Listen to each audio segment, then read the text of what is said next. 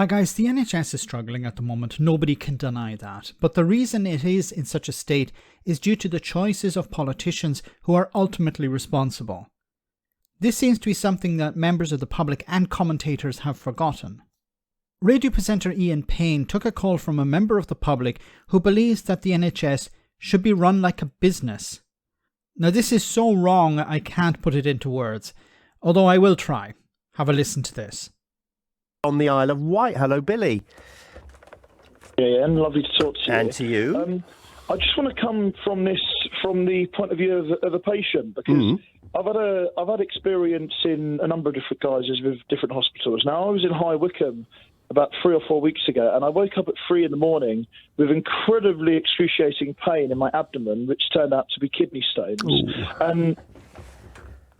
I'm happy to sort of go in whatever direction you want, Ian, but my main point is that the NHS needs to be streamlined. It is more than just nurses and doctors going on strike. Now, I completely support them going on strike. I think they have every right to do that. Absolutely. But it is more than just and working conditions. The NHS needs to be looked at, and I'm afraid to say it, more like a business. No. It does not need to be more like a business. Why? Because it's not a business. It's a public health service. It should be there for the public. In the same way as a charity should not be run like a business. Because it's not profit driven. Okay? Why is this so difficult for people to understand? The problems the NHS is facing at the moment are staffing shortages and funding shortages. The Tories over the last 12 years have decided we're going to underfund the NHS and we're going to put obstacles in its way of recruiting the staff it needs. And we're going to rely on the private sector to fill the gap. Now, the private sector can fill the gap, and we're seeing the consequences of that as well. But when it comes to the privatisation of the NHS, and you're going to hear a lot of people saying, well, we should have a model like Germany or like France, for example, where you have the private sector involved in healthcare. The difference with the UK is that in France and Germany and other parts of Europe, it's highly regulated. So you have input from the private sector, but the goal is always to provide a service to the public. And it's highly regulated, extremely regulated. It's a European idea. Regulate. But unfortunately, in Britain at the moment, regulation is a dirty word. And the Tories in particular would like to just allow the private sector to take over a lot of these jobs and to allow it to be done without regulation. We saw it with the water companies. We see it with the train companies as well.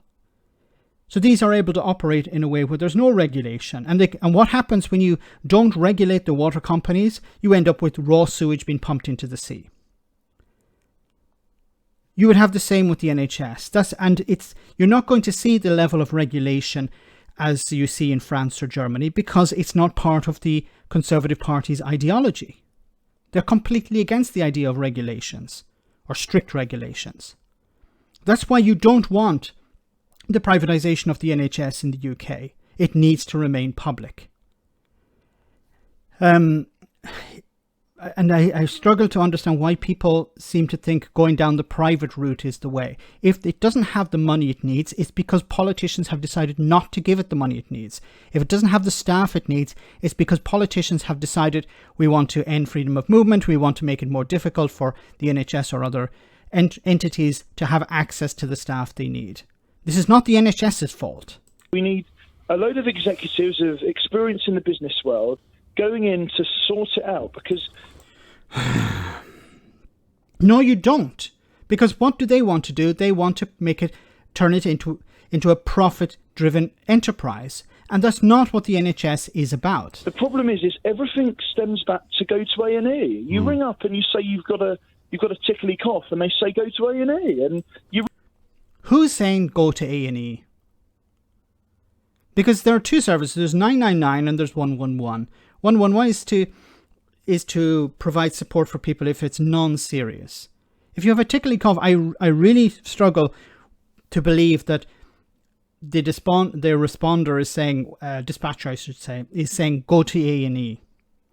If whatever you have is not improving, maybe it's necessary to go to A&E. But I think generally they tell you to go to your GP first. Maybe this guy is, I don't know where he's getting this information from.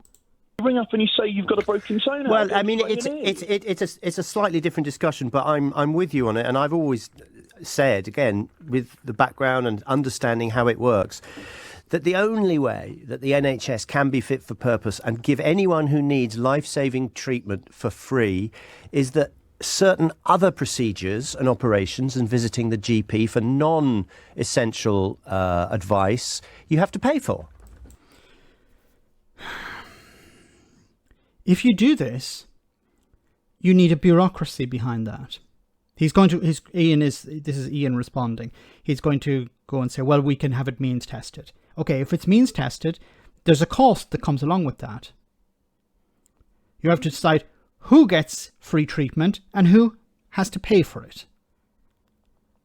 And then some people may have to pay for it today and they'll have it free tomorrow. Some people will have it free today, they'll have to pay for it tomorrow. But you need a bureaucracy, you need workers, you need systems in place to deal with that. When at the same time as you're saying, well, the NHS is getting too much money. Now, I'm not saying that Ian is saying this, but many people say this. Look at all the money we're pumping into the NHS and they're not providing the service we need. Well, if you're going to add an extra layer of bureaucracy, then the level of service is going to decline because they're going to have to spend more money that they don't have, and they're going to have to redirect resources that they don't have to do this bureaucracy. At the top end. And it's means tested. So, for example, if you get free prescriptions, you don't need to pay for your medical treatment. But if you don't get free prescriptions, you pay 30 quid every time you see a GP. The problem is not within the NHS. The problem is the government's decision not to fund it. There's all this... I find it really frustrating, all these ideas people, this is a way we can fund the NHS. How about we ask people to pay when they go to a GP, or how about we get people to pay if they don't turn up, or we get them to pay if they go to A&E. Why are these solutions to a problem that the politicians have created?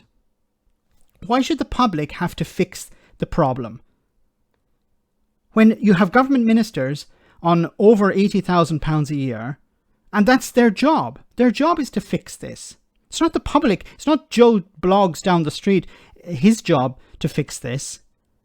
He doesn't have the expertise or the team around him or the experts giving him advice. This is the job of politicians. This is the job of the government. If the NHS doesn't have the resources it needs, the government has to change whatever it's doing. The problem, of course, with the Conservative Party and the Conservative governments is that they are not interested in fixing the problems. They want the private sector to do this. But obviously the private sector can't do all these things. Or if they do, then there's a cost. And some people will get service and some people will not. I completely agree. I think there needs to be definitely some kind of model. I think that there definitely inevitably needs to be more tax perhaps that we pay, but also as well is it's sort of luck of the draw. It depends what hospital you go to, because when I went to this urgent treatment centre in High Wycombe, I think I gave a urine sample, and then I was told to go to the nearest A&E because they couldn't treat me, even though there's actually a hospital in High Wycombe. And again, doesn't that just put more pressure on the doctors and the nurses working already strenuous hours? And who is responsible for that?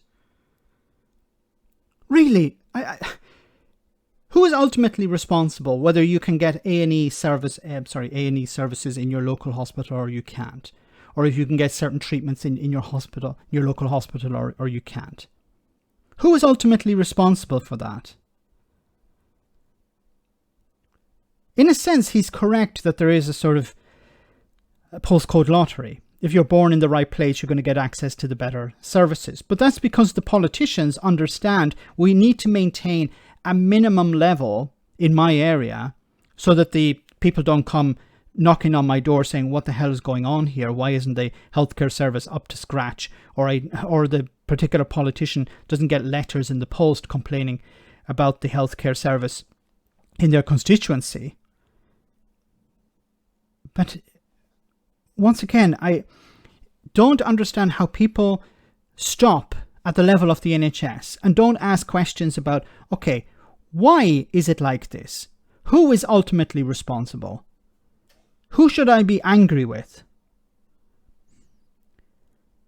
Until people start asking these questions, nothing is going to improve. Let me know in the comment section, guys, what you think about all of this. As always, your comments are greatly appreciated. Thanks a lot.